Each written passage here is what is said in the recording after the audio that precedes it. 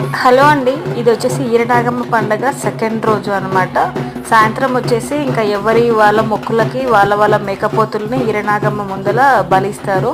బలించే ముందు ఇంక ఇట్లా ఫుల్గా డ్యాన్సులు చేసుకుంటా మేకపోతులను అయితే తీసుకుపోతారు. అక్కడ నాగమ్మ గుడి చుట్టూ ఒక 5 ప్రదక్షిణాలు చేసిన తర్వాత మేకపోతులు అనేది బలి ఇస్తారు.